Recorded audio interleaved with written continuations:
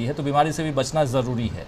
खैर, आना चाहता हूँ प्रमोद अग्रवाल जी आपके पास, और आपसे समझना चाहता हूँ कि किस रूप में देखा जाए कर्नाटक का जिक्र। हालांकि हम लोग पिछले 2 दिनों से नहीं कर रहे थे, लेकिन आज करना यहाँ लाजमी इसलिए समझ रहे हैं क्योंकि लगातार पिछले 4 दिनों से यही चल रहा है। हमारे तमाम दर्शक भी सोच रहे होंगे कि क्या कारण है कि हम लोग इस बात को छू नहीं रहे हैं, इसकी चर्चा नहीं कर रहे हैं। जहाँ तक हमारी टीम हम लोग थे कर्नाटक चुनाव में ग्राउंड ज़ीरो पे, तो वहाँ कोई इसमें मतभेद ही नहीं था। सबका कहना था कि सिद्धारमैया जो हैं वो बन रहे हैं, और अभी तक 99.9% अगर माना जाए तो वही बन रहे हैं मुख्यमंत्री। घोषणा जब भी हो, 2 तस्वीरें आप देख रहे हैं, और दोनों कद्दावर नेता हैं, दोनों की खूब मेहनत रही है। और ख़ासकर राहुल गांधी की जब पदयात्रा थी, भारत जोड़ो यात्रा, उस दौरान आपने वो तस्वीर भी देखी होगी जब ये दोनों नेता, सिद्धारमैया भी और डीके शिवकुमार भी, दोनों राहुल गांधी के साथ सड़क पे दौड़ लगाते हुए दिखे थे। राहुल गांधी के साथ सबसे पहले आप याद कीजिए कि डीके शिवकुमार दौड़े थे, थोड़े से यंग एज के हैं, लेकिन उसके बाद जब राहुल गांधी ने सिद्धारमैया को दौड़ाया तो कुछ पीछे से दौड़ के आए और उन्होंने कहा कि इनको हार्ट का प्रॉब्लम है और मत दौड़ाइए सड़क पे। ये तस्वीर भी सामने आई थी। तो यानी कि दोनों के बीच अगर कोई मतभेद या गलतफहमी है तो उसको दूर उसी दौरान राहुल गांधी ने कर लिया होगा, और उसका नतीजा है कि आज 135 सीटें लेकर के कांग्रेस आई है। अब मतभेद यहाँ जो बताया जा रहा है वो आपसे समझना चाहता हूँ कि क्या सचमुच ऐसा मतभेद दिखाई देता है? एक पॉलिटिकल एनालिस्ट होने के नाते आपसे ये समझना। दूसरा, बार बार ये भी बताया जाता है कि कांग्रेस आला कमान, जो भी आला कमान हो, वो निर्णय लेने में देरी के कारण हर राज्य में अपने लोगों को, और खासकर जो शीर्ष पर बैठे हुए जो उनके कद्दावर नेता जो हैं, उनको फंसा करके कांग्रेस के आला कमान रख देते हैं। और उसका उदाहरण छत्तीसगढ़ का दिया जा रहा है, उसका उदाहरण राजस्थान का दिया जा रहा है, उसका उदाहरण मध्य प्रदेश का देकर के ये बताया जा रहा है कि वहाँ की सरकार जो है ज्योतिरादित्य सिंधिया और कमलनाथ की लड़ाई में चली गई। किस रूप में आप इसकी व्याख्या करेंगे? किस रूप में आप देखते हैं कर्नाटक में जो कुछ चल रहा है? क्या ये कोई सबक है या एक नॉर्मल प्रक्रिया है सरकार और उसमें भी मुख्यमंत्री चुनने की? मैं सभी को नमस्कार करता हूं। पहली बार आपके साथ हूं, आपका बहुत धन्यवाद करता हूं। जहां तक मैं समझता हूं, कर्नाटक में जो दिखाया जा रहा है तो लोकतंत्र तो नहीं दिखाया जा रहा है।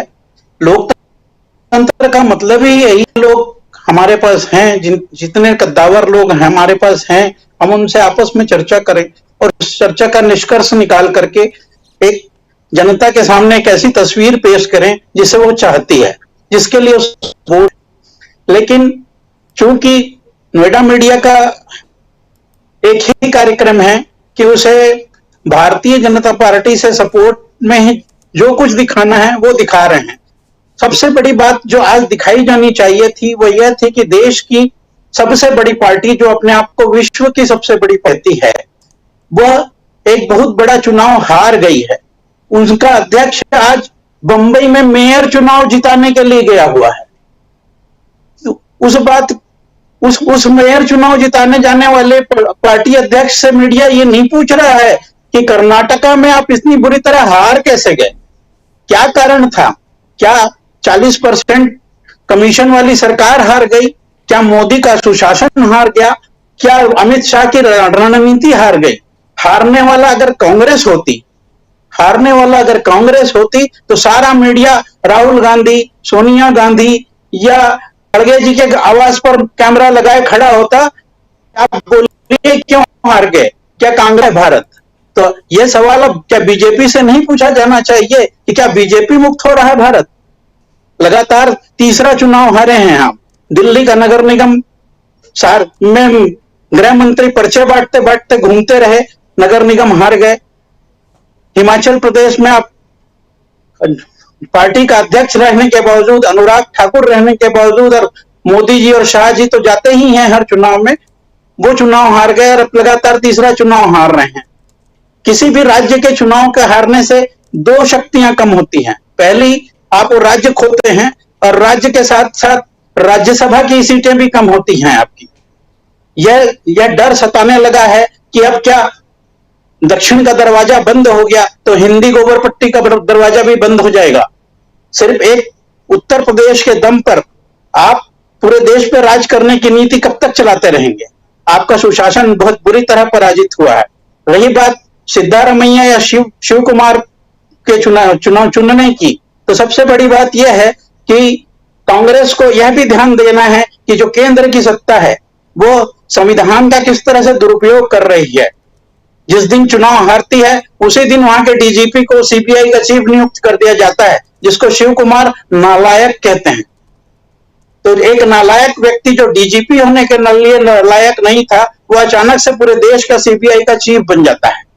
इसका कारण क्या हो सकता है? बहुत सामान्य सा ज्ञान रखने वाला भी व्यक्ति बता सकता है कि डीके शिव कुमार के ऊपर पहले से केस दर्ज है, सीबीआई की चार्जशीट तैयार पड़ी हुई है, उसको सुप्रीम कोर्ट ने जून में बहस करने के लिए मान्य भी कर लिया है। तो फिर शिव कुमार को ये बना दें और ये उनके ऊपर सीबीआई बिठा दें, ताकि जैसा खेल दिल्ली में खेला जा रहा है आपकी सरकार के लिए, वैसा ही खेल कर्नाटका में भी खेला जा सके, या जैसा उद्धव ठाकरे के साथ किया गया था वैसे ही कर्नाटका में भी किया जा सके। और अगर पार्टी मंथन कर रही है कि अपने नेता प्रतिपक्ष को, जो पहले मुख्यमंत्री रह चुका है, उसको मुख्यमंत्री बनाया जाए या कांग्रेस के एक मेहनत कश अध्यक्ष को मुख्यमंत्री बनाया जाए, तो उसमें गलत क्या है? गलत तो कुछ भी नहीं है। लोकतांत्रिक तरीके से सारे विधायकों से पूछा जा रहा है, जिसका मत प्रतिशत ज्यादा आएगा वो मुख्यमंत्री बन जाएगा। पता नहीं राहुल गांधी और डीके शिव कुमार के 10 जनपद में एक कमरे में हुई बात मीडिया को कैसे जाती है कि डीके शिव कुमार इनकार कर दिए हैं कि मुझे मुख्यमंत्री नहीं बनना है। जो बात शायद सोनिया गांधी को भी उस समय तक पता नहीं चलती होगी, वो हमारे नोएडा चैनल को पता चल जाती है। और देश के मणिपुर में आग लग रही है, 10 दिन से कर्फ्यू के साए में पूरा राज्य बैठा हुआ है, उसको मीडिया दिखाने को तैयार नहीं है। सबसे बड़ा दिक्कत यही है कि हमारे देश को वो दिखाना चाहता है जो वो देखना चाहते हैं। देश देखना क्या चाहता है इसको दिखाना कोई नहीं चाहता। छत्तीसगढ़, मध्य प्रदेश या राजस्थान का जो भी उदाहरण दिया गया है, तो पहले इस मीडिया को यह भी देखना चाहिए कि कौन सा ऐसा राज्य है बीजेपी शासित, उन्होंने मुख्यमंत्री नहीं बदला है, जबकि डबल इंजन की सरकार थी। उत्तराखंड में 3 मुख्यमंत्री 2-2, 3-3 महीने के कार्य में बदल दिए थे, तो क्या वो नकारा थे? एक मुख्यमंत्री को महाराष्ट्र का राज्य बना भेजा, उसके ऊपर सुप्रीम कोर्ट ने टिप्पणी की, पूरा देश देख रहा है। कितना असंवैधानिक व्यक्ति वहां पर मुख्यमंत्री भी रहा है। तो इस बात को मीडिया दिखाने को तैयार नहीं है। मुझे नहीं लगता कि कर्नाटका में कोई भी पेंच फंसा हुआ है। कर्नाटका बहुत सुलझा हुआ राज्य है। कर्नाटका से जितने भी पॉलिटिशियन राष्ट्रीय राजनीति में आए हैं आज तक, उनमें से किसी पर भी कोई दाग नहीं है।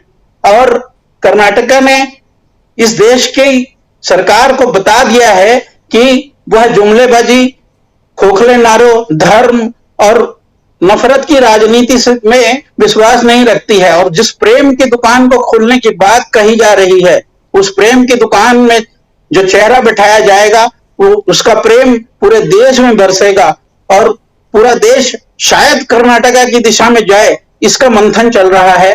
और मेरा मानना यह है कि यह मंथन चलना चाहिए, और जितना मंथन होगा उतना मक्खन निकलेगा, उतना घी निकलेगा, और उस घी की फिसलन में कौन कौन फिसल रहा है ये पूरा देश देख रहा है।